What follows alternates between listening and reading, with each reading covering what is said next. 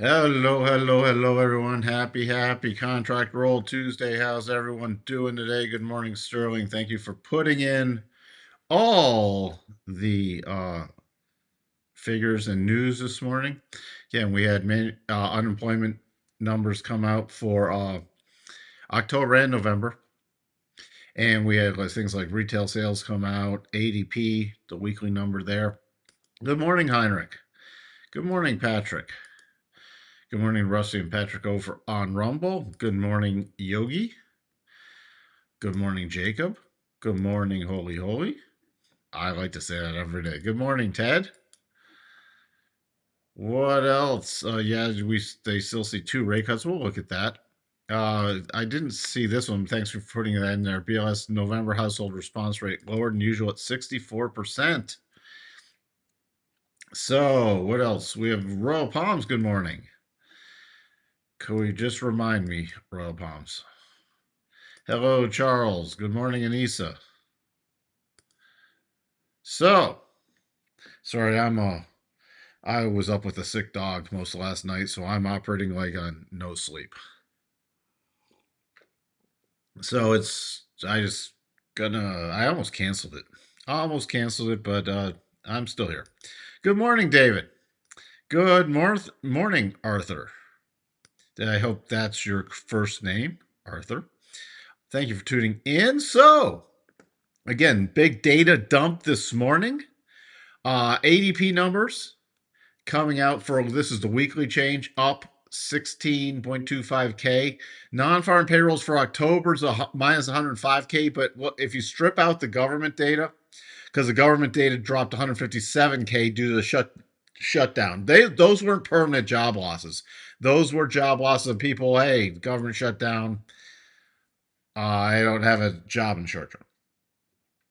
I see your government payrolls for November was only down minus 5K. So if you strip out those, the numbers were technically positive, but again, it's hard to exactly quantify. Thank you, Royal Palms. All right, so it is Arthur. Thank you, Arthur. So the unemployment rate for November ticked up to 4.6%. Average hourly earnings for October was 0.4 versus 0.2 prior. November was 0.1, 0.4. We're just going to have to average a bunch of this stuff together. Year over year sits at 3.5, down from 3.7 in November. We're just going to go off the latest average one for November, 3.4. So the average hourly earnings ticking down. What else is going on? Retail sales coming in at 0.5 for October, and that's where we sit right there. Red Book this morning coming out 6.2%. We still have the S&P Global Composite Manufacturing and Services number 15 minutes after the cash open. Then we have retail inventories at 10 and business inventories. But we had the big data dump this morning. Yeah, mandatory holiday for me next week. I agree.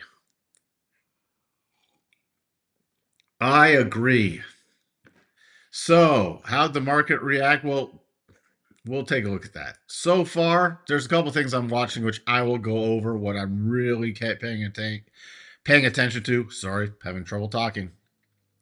Again, talking with very little sleep is challenging.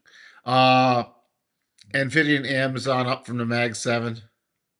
Other than that, everything's pretty much down. Sort of a rotation into some risk off today with healthcare. Looking at the groups, let's just refresh this. Energy, crude breaking below key support, but let's see where it closes today. So, but energy down, comm services, technology, just healthcare, consumer defensive, and real estate, or real estate slightly down, but healthcare and consumer defensive barely up. Barely up. But that's the rotation into a bit of safety today. Fed watch. Let's do a quick refresh on this. Still 75% for a pause. 75% for a pause in January. Fear and greed in neutral mode. Schiller PE 4016. Earnings. Duluth, not a market mover.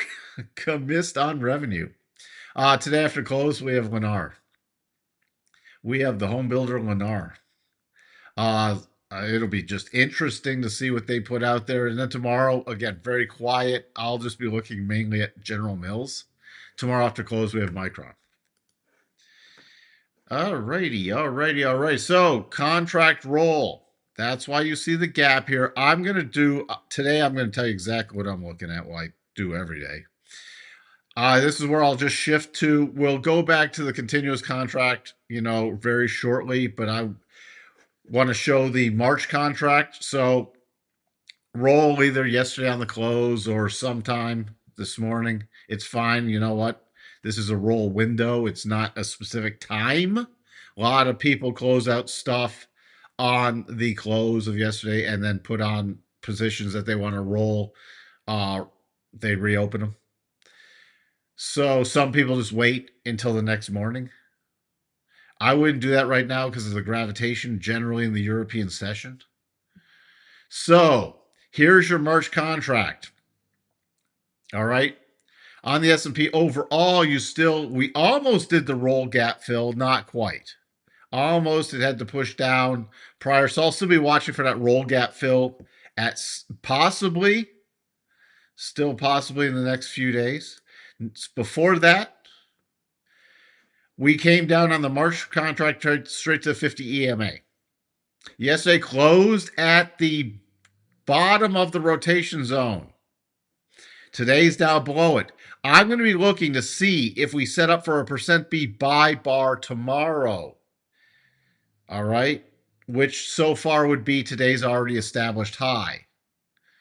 So paying attention again, if you need the setup for that, it's a 5-period high, low, close divided by 3, standard deviation of 1. I then use this style, the histogram style. 0 and 1 are your overbought and oversold lines on it. Okay, it's got to be below 0. Technically, you can do 0. I like it to be below 0. It doesn't drop off that much if it's at 0. And then I look for the break above there. If you're going to trade it intraday, it's on the break above there. It's got to follow through on the close, else it's not held. So that's what I'm looking for. Now, if we staged a super strong rally today, yesterday is technically a %B buy bar if it rallied up and closed above yesterday's high in the March contract, above 69.3225. Not expecting it.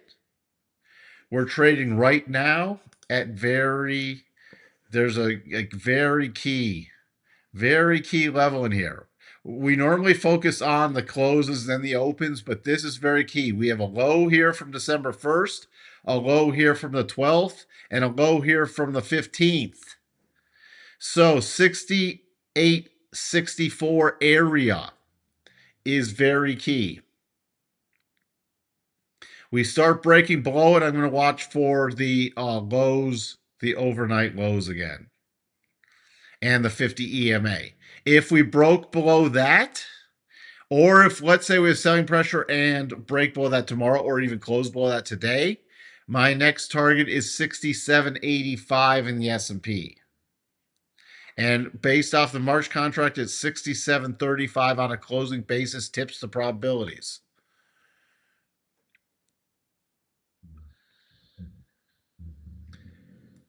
Fine, it's overdone, dark screen. It will, at some point it will correct. You're not trying to call a top. You're trying to trade the high probability setups.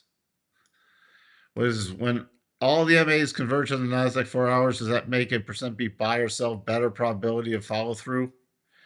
I have not tested that specifically, so I can't comment on that. I've not specifically tested if the moving average is confirmed on any market on a 4-hour time frame. If it increases the probability, maybe I'll have to do that at some point. Think today will be a %B buy today on the daily. We shall see.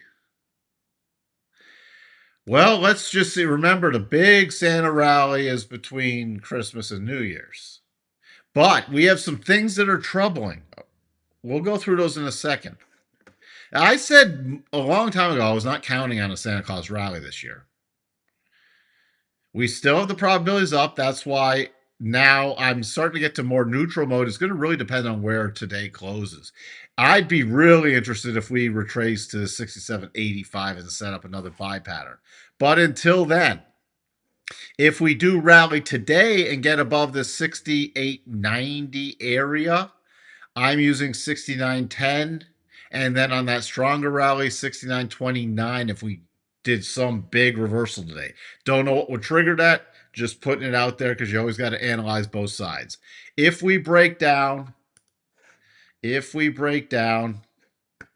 there is some support area right around 68.47 to 68.50. Okay?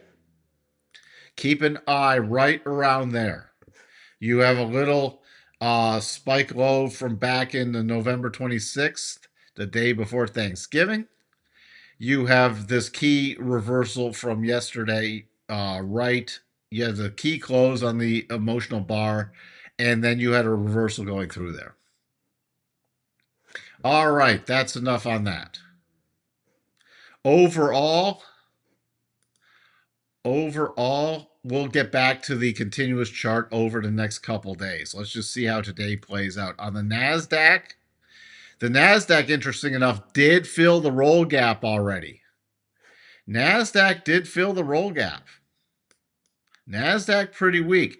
NASDAQ on the March contract has already hit the 50% retracement from the lows on November 21st to the highs last week. We do possibly for tomorrow have a percent B buy setup. Don't know if it'll still be valid for tomorrow, but if it is, watch today's high. All right. There is some very, very key level right around 25,200. 25,200. Right in this area. Okay. That, if we do roll down, that's what I'll be watching. Then if we take that out, I'm watching 25,073 to 25,100. If we take out today's low, major line in the sand, 24,892, 25. Again, on the March contract. If we take out today's high today, I'm going to be focused on 25,467 area. That is the close from last Friday. All right, and the 37.5 harmonic. So there we go. Interesting enough, on the daily, the rotation zone is crossing down, probably unless we stage a strong rally. If we did get through 25,467, next target is 25,598, so 26K or 25,600, I should say. We are in oversold condition on the NASDAQ with cycles getting down to the bottom.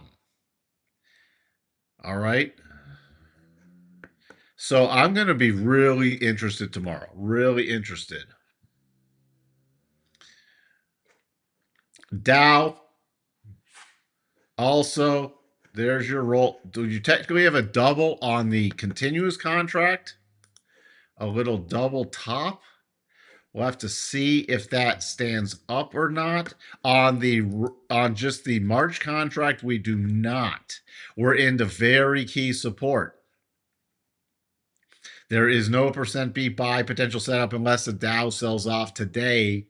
My next level support is 48,550 if we do. Excuse me. All right. Also, rotation in the more safety stuff of being the Dow. Russell, the contract roll is tomorrow. So again, going into the close, if you're holding Russell contracts, you can always exit those positions and reopen them on the open this evening, or you can do it tomorrow, whatever, but it's a roll window.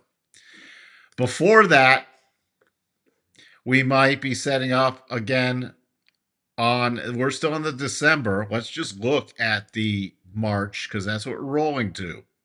We might be setting up with a rotation zone and a percent beat buy potential tomorrow. Potential. The key levels, again, I'll be watching today's already established high, especially tomorrow if we set up for that percent beat buy. Other than that, my targets are 25 25.75, then 25.80 is a 50% retracement. If we break down, I'm paying very close attention to this key close, and this is on the March contract. We're looking at a little early, but this key close back from the Friday, November 28th at the bottom rotation zone, 25.24.4, 25.25 area if we do take out today's low. If we had some major sell-off, and this isn't just necessarily for today because of the March contract we're looking at, the next key thing just ahead of the 50% retracement is 24.89. That's a key level to mark down.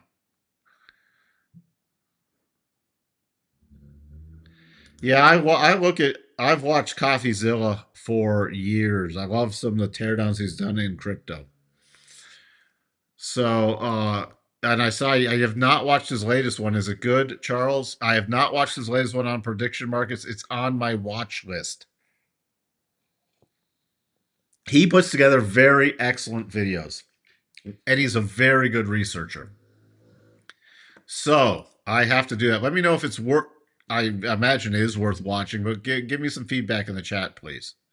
And if anybody else is interested, he does stuff in crypto, but he's also diving out, broadening out more and more. It's a good subscribe on YouTube. YouTube, I think.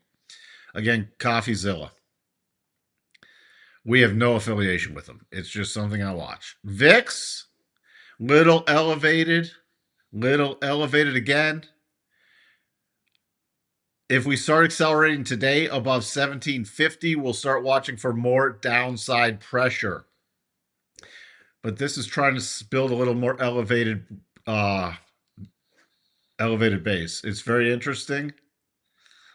They're treating them as financial instruments. Yeah, I know. They're not. They're gambling instruments. Come on. They're not financial instruments.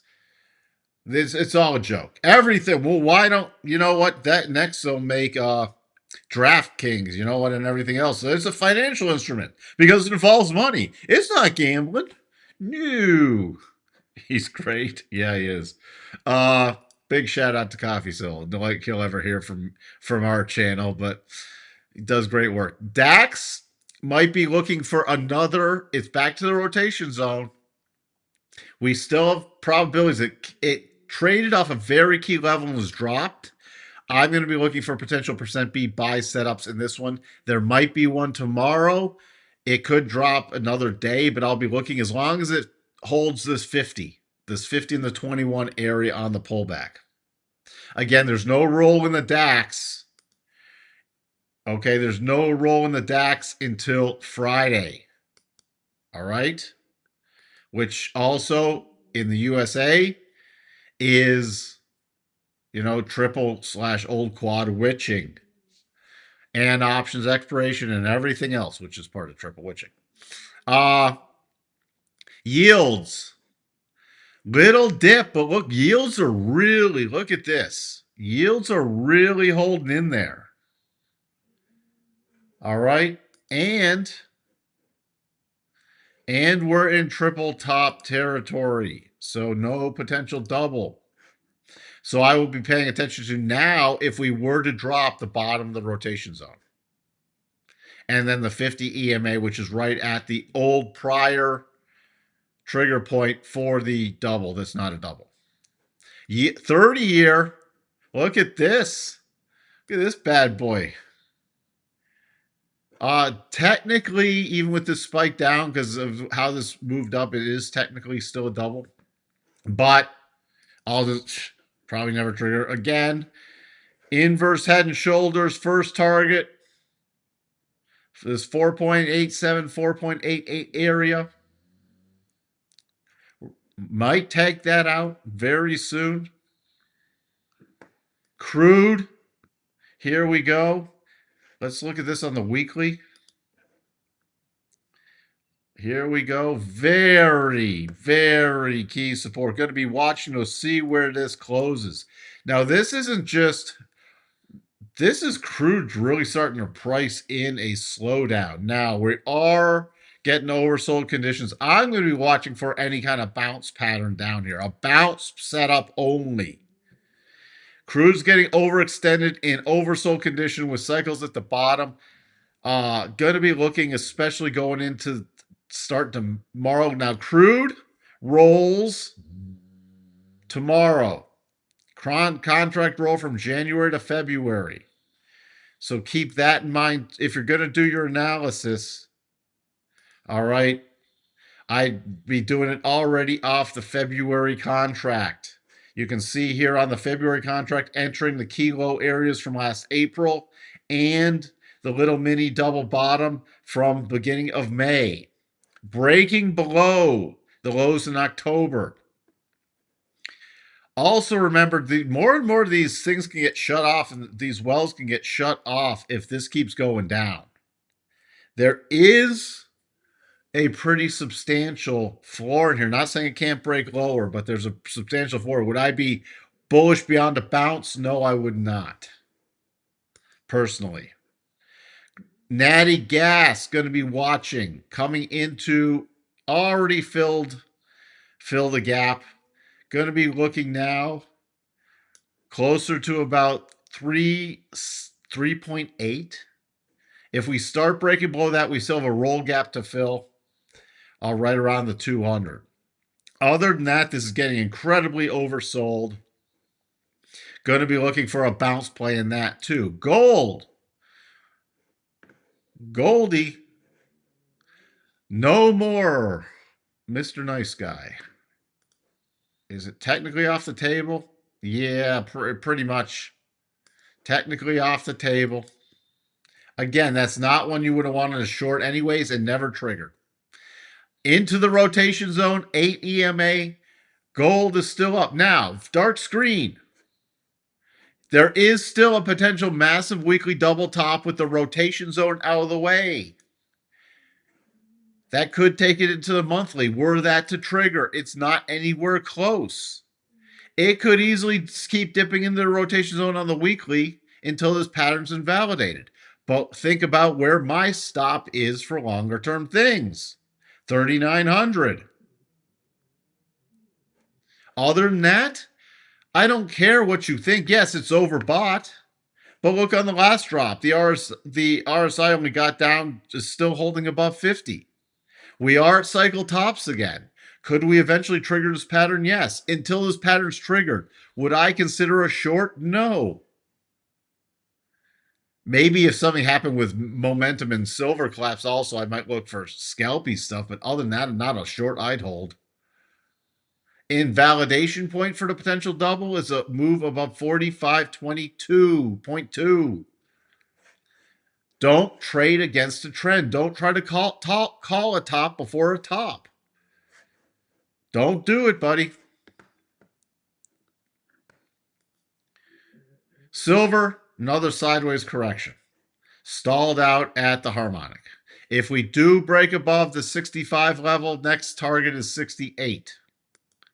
Copper, holding the rotation zone and key support. But some of the metals are still waning in momentum. Dollar index hit the second target on the double.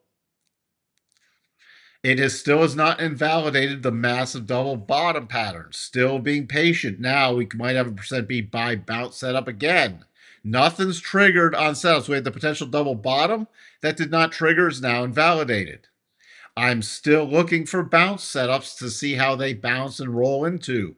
Potentially something bigger. We have waning momentum. We might have a divergence here. But there is no, just because, hey, we've triggered a massive double bottom, we're looking for potential entries, does not just mean we buy it, because this could keep coming down and invalidate the whole setup from the double bottom. Being very patient, but I am still looking for those.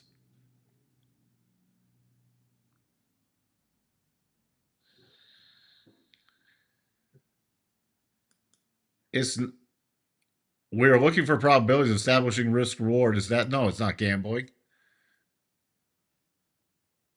Because some people think it is.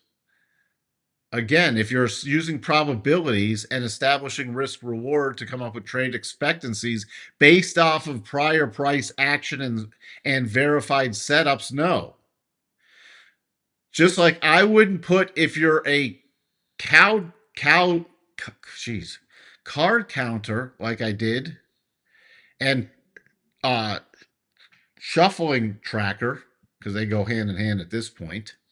Well, you can tip probabilities in your favor in certain areas in blackjack.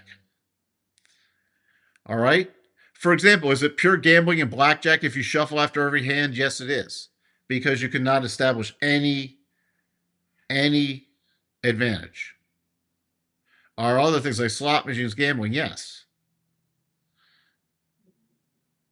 If you can't establish an advantage, yes, it is gambling. If you can establish a statistical and probability wise advantage, it does not fit in gambling category.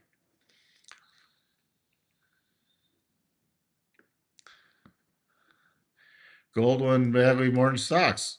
We'll see. I mean, I can see gold dropping tremendously. Not arguing with you. Is it there yet? No. By the way, I think the Nasdaq at some point could be down 80% again. So, and go. I think you know what? And I think a lot of people rush into gold and silver. You'll see. I already talked about silver the other day. At some point, we'll have a massive retracement in it. Is it there yet? No. Stop trying to call a top. What did you want to look? EWZ. I'm just going to jump to that. EWZ now. EWZ. Well, let's see how this.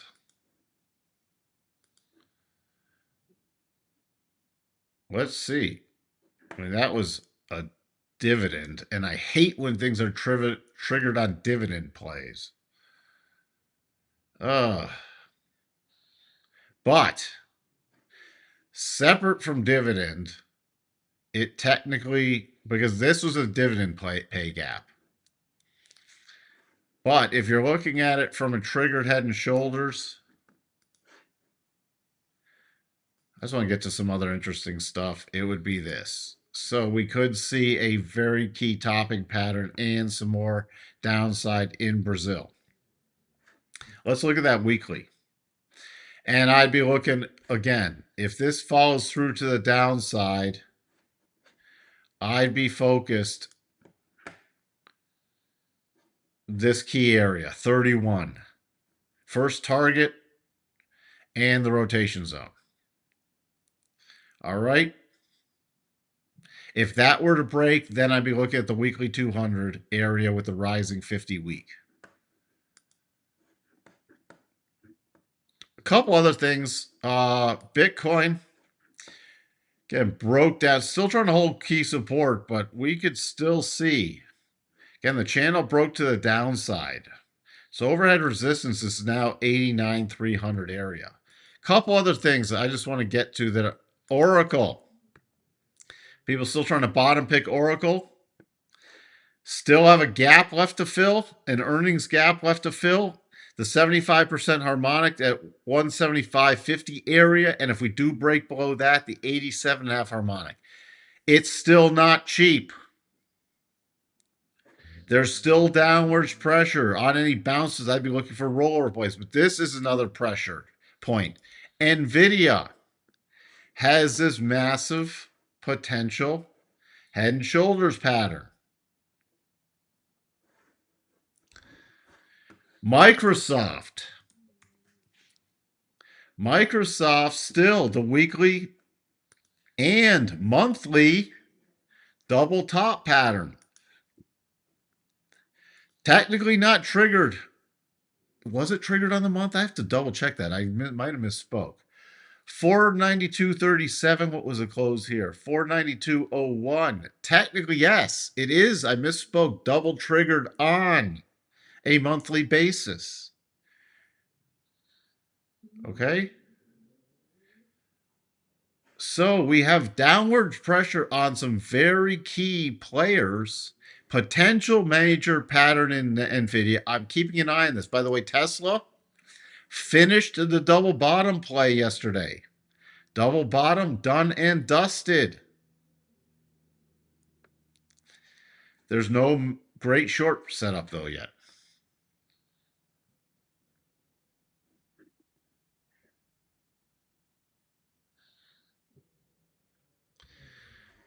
So that's where we sit. Spiders.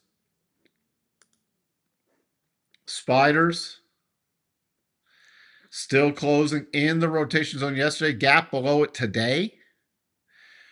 If it continues to rally, watch for the gap fill. 680.73, and then your next key level is about 681.70 area. If it does not hold this, it's very interesting. The key price I'd be looking at is 677.63. And remember, if we start taking out that, we have a gap left behind. The 675.02, closer to the 50 EMA. So that's where if we start breaking down the spiders, and it's always decent on these contract roll days in the futures, I keep an extra eye on things like the spiders and the Qs. Since there's no roll in stocks, your contract is cleaner for some key inflection points. So keep that in mind. Even if you don't trade the spiders and the Qs, keep an eye on them during contract roll periods. The Qs closed just like the March contract in the NASDAQ futures closed at the 50 yesterday. We've now filled a gap, and this is 50% harmonic. If we take this out, 601.84 is a very key price. All right. On a rally, pay very close attention now to 613.50.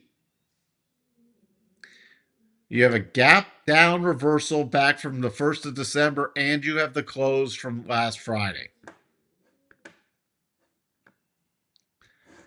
I think that wraps it up for today.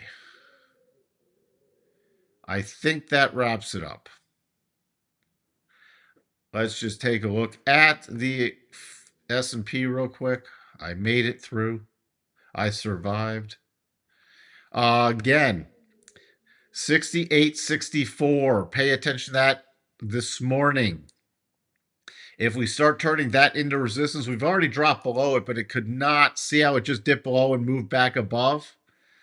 It did not turn it into resistance. So if we drop back below, watch that potentially becoming resistance.